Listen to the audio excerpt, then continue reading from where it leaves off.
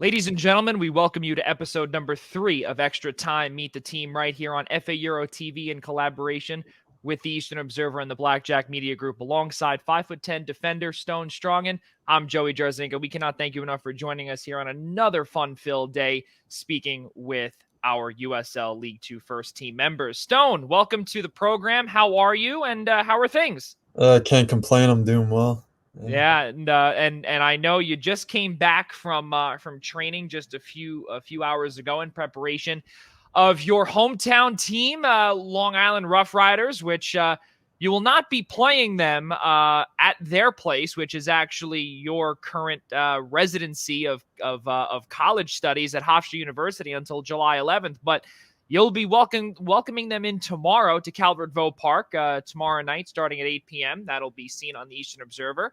Talk about, well, let's start with this first. For those that are just joining us here for the first time, this entire podcast is to really find out who the players are beyond just the score sheet, as well as beyond the video camera and the rest, and really, etc. So, Stone, let's get things started here. You have not played soccer for, prior to obviously this past spring season for nearly a year and a half because of COVID.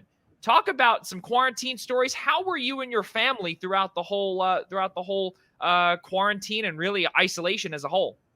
Yeah. Well, I mean, obviously, when it first started out, we were in the middle of a semester, so at school, we had spring training going on, and then right in the middle of the semester, we were told to go home. So right away, it was devastating. We weren't able to train with the team anymore. But my brother Storm, he's on the team as well. So we both came home. We had each other, so we could still do some ball work together. Really just focused on like fitness and really just trying to improve any way we can.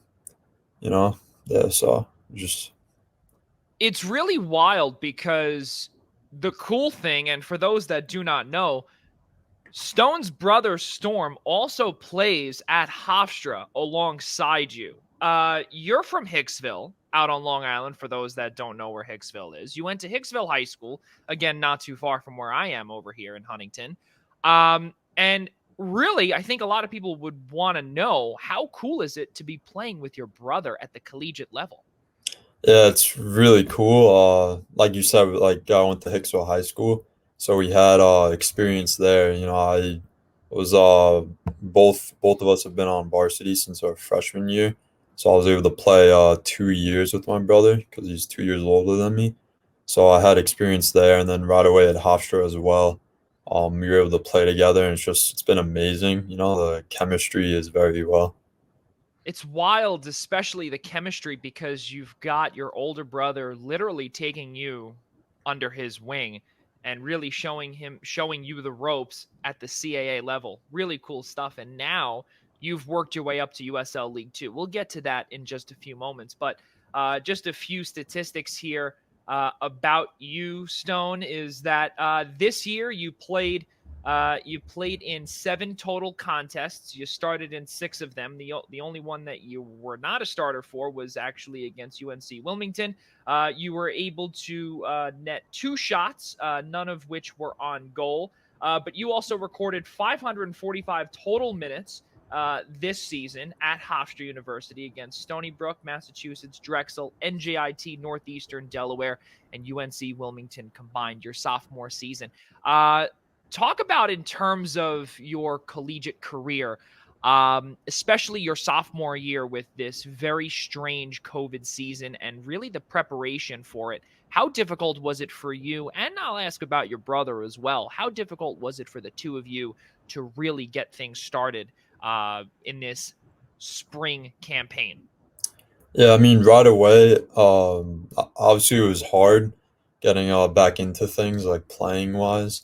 But fitness wise, I felt like I know me and my brother were definitely very, very fit. A lot of guys on the team were very fit as well coming in. So I feel like fitness wise, we were in a good spot. But playing wise, it took a while to get back into it because we were out of it for months. So yeah, it just took a while to get back into it. in terms of quarantine and you being able to have the facilities as well as the property to be able to do so, extremely, I'm assuming, extremely grateful, extremely blessed to be able to do that, especially because some others out there have not been able to do that. In terms of the preparation as well as even team meetings, obviously we know for those that play in the NCAA, there were dead periods where you were unable to have team workouts and involuntary workouts or even voluntary workouts. You were not allowed to do certain things. And Zoom was really the way to go, similar to the way you and I are speaking here this afternoon. Uh, Discuss a little bit about what Hofstra did and really what your team did in order to keep everybody, tight knit together and just ensure that try and have sort of normalcy or a sense of normalcy, if you will, all of last year. What was that all about last year? Yeah, well, right away, with everything happening, we were given obviously some like downtime to like decompress, Yeah. where we could be like fresh. But over the summer and everything, we were given we didn't have too many like Zoom workouts, like workouts over Zoom, but we were given like packets and workouts to do on our own, and we were able to do that. Then we were given like technical work we could work on as well. Yeah. Yeah, I mean, besides that, we had a few team meetings just to, like check in with everyone, make sure everybody was doing well. But besides that, it was just basically just stay fit on your own and just be ready for the season coming in. So again, for those that don't know about Hofstra University, they play in the Colonial Conference in the CAA. Now, the cool thing here is that tomorrow against Long Island Rough Riders, you're going up against your associate head coach and Stephen Roche, who's really, who has been teaching you and you've really, I'm assuming looked up to in the past couple of years as well, under Richard Nuttall, the head coach at Hofstra. But before we get to tomorrow, though, how did you land with FaEuro? And I think that's what a lot of people want to know, especially when Stephen Roche is the technical director at the Long Island Rough Riders, who, again, you guys are playing tomorrow. Yeah, well, obviously coming out of the college season and we have a quick turnaround in the fall because we're right back in the season. Our coaches want us to keep playing at a high level that was very similar to the college atmosphere. So, just like looking at teams locally, FA Euro is a great choice. I know my coach Stephen Roach like had connections to it as well, so I was able to help us out. And once I went down to like a few practices, and it was a good fit. And from there, yeah, we got a game tomorrow. Just keep going. Wow. Now I'm going to ask you the hardest question of all. What made you join FaEuro and not Long Island Rough Riders? Did you not get an offer from them? What was the deal? Yeah, well, actually, there's an NCAA rule that says if your coach is involved with a team, you can't play on that team during the summer. So obviously that was a factor as well coming into it. Yeah, so Yeah, no, I know that exactly. I'm an SID as well, so I know exactly those rules, and I just wanted to hear it out of your mouth for the folks that are watching at home and really hearing the story about how you got to FaEuro. Really, really good stuff. So really, we've got to thank Associate Head Coach Stephen Roach for that one. Back in 2019, as a freshman, you played in 10 games. You were also named to the Hofstra Athletic Director Scholars Academic Honor Roll. You're a member of the Hofstra Dean's List, fall 2019 and the spring of 2020. Your academics are beyond, up to par. In high school, you played 4 years of soccer, varsity soccer at Hicksville High School. You were named 2017 Nassau Class AA Player of the Year, an All New York State selection as a junior, two-time All Nassau County pick. And you've also been a member of the Eastern New York Olympic Development Program since 2014. All really cool stuff. Now, I want to rewind a little bit, similar to The Last Dance, where everyone watched last year and it would go back and forth, back and forth. But now, how was it that you got into the game of soccer, both you and your brother? yeah, well, I mean, from a young age, we played more than like one sport, but soccer was always there. As we got older, kind of got rid of the other sports, both stayed interested at soccer.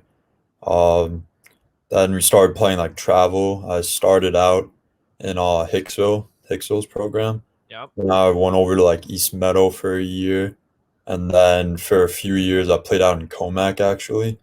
And it was a lot of fun out there. You know, we won a lot of things.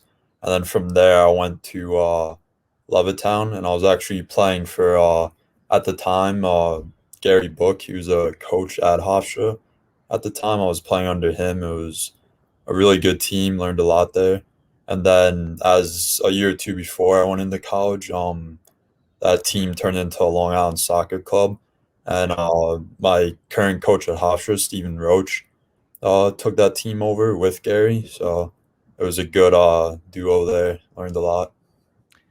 So let's move forward here with the USL League 2 season. Your first 3 games, you go 1-1-1. You score a total of 4 points. You came on the wrong side of a 1-0 score against Morris Elite SC in the second road game of the season. FaEuro had a home game, or I guess a quote-unquote home game that was in New Jersey at Central Park, field number 2 at Morris Plains, New Jersey, against FC Motown. You guys were ahead by a score of 2-1, and then FC Motown came back to tie things up, and you guys received a draw, or got the one tie at the end of game number 2 of the season. So through 3 games thus far, 4 points, at number 3 in the Metropolitan Division of USL League 2. Let's talk about tomorrow's contest and really what you've learned throughout the first 3 games at the USL League 2 level. What have you seen that's a little different maybe from the collegiate level as opposed to the quote-unquote or the hashtag Path to Pro that USL likes to promote? Yeah, well, so far what I've seen, at times, the tempo of the game changes a lot. So sometimes it would be really, really fast. Like in college, it's nonstop, very, very fast. A lot of tackles like flying in. Here, it's fast at times, but also it slows down, which is good because it helps us to be able to like keep the ball. And yeah, just I mean, obviously they're different, but overall it's good to have like different styles to learn different things and experience like new styles of play. Your brother plays in USL League 2. You said he plays for Des Moines when we were off camera. Really cool stuff. For you and your brother to be playing at the USL League 2 level, how proud are your parents? Not only that, I mean, how cool is it? Again, and even though that your brother is not playing on the same team as you here, but the two of you are just continuing to improve and improve and improve. And we think about this similar to a story like one of our alums, Connor McGlynn. We don't know if you've ever heard that name, but from Siena, he's now with Hartford, the Athletic, and he was a fantastic player, was eventually named captain, and his brother Jack also plays for the Philadelphia Union. He played on the academy club all the way up to playing on the MLS side. And for you and your brother, it sounds like a pretty good comparison, to say the least, because you guys are on your way to doing that. What's your response to that after hearing something like that, especially when that man, Connor McGlynn, played for the first team for nearly 5 seasons? Could we see you and your brother heading in that direction as well, maybe to USL Championship? Yeah, I mean, definitely if it comes, the opportunity comes, definitely take advantage of it. And yeah, going back to my parents in the beginning there, you know, like every night they're just so excited because Yeah. like, one night I'll be playing, so they watch that. Then the next time my brother's team's playing, so they get to go like back and forth. You know, it's really cool. Yeah, you just are able to really get so much soccer in there, and seeing their children really perform on the highest level or working their way up to the highest level is really cool. So, in terms of tomorrow against the Long Island Rough Riders and a familiar coach that you will be facing off against tomorrow, Calvert Vaux Park will be the location of this. 8 p.m. tomorrow will be right here on the Eastern Observer. It's going to be tons of fun in the team's home opener, or Brooklyn opener, if you will.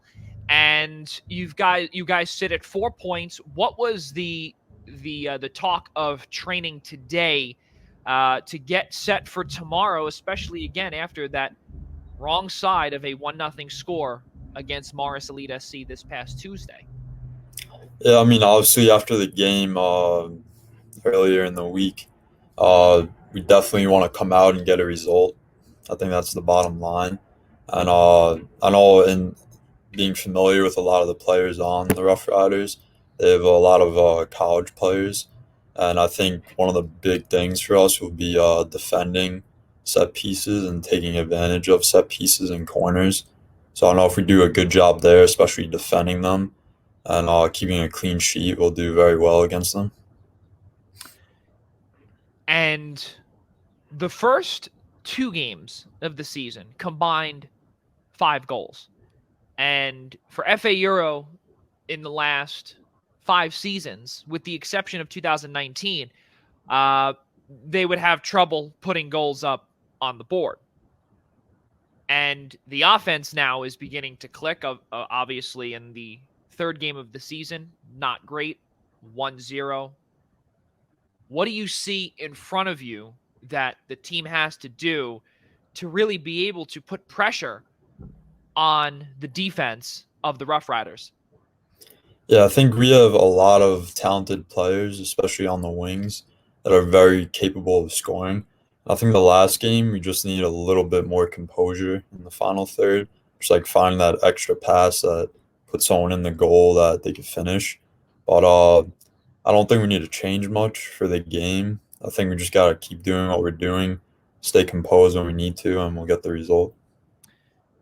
Ladies and gentlemen, FaEuro will be playing tomorrow night. And on the bottom, as we brought up earlier, please be sure to take a peek at the upcoming schedule, which is on the ticker just below the screen. You can see tomorrow night will be the Rough Riders heading to Calvert-Vaux. FaEuro will be visiting Manhattan Soccer Club at Manhattan College on the 2nd, which is Wednesday, starting at 7 p.m. Then the Westchester Flames will come to Calvert-Vaux on the 5th of June, starting at 8 p.m. And then on June 9th, which is also a Wednesday, they will be heading to FC Motown for a rematch starting at 7 p.m. So moving forward here, Stone, let's wrap this thing up here, and let's get back into your personal favorites. And this is what we do at the end of all of our Extra Time Meet the Team podcast recordings. And we asked Anto Santos. We also asked Cesare Marconi about what their favorite dish was, their favorite Italian dish, their favorite recreational activity, their favorite regular food, their favorite music, whatever the case may be. But we are going to ask you for the first time. We have not asked anybody about favorite music. So let's start with this one first. In terms of what you normally have on a playlist when you work out or anything along those lines, what do you listen to?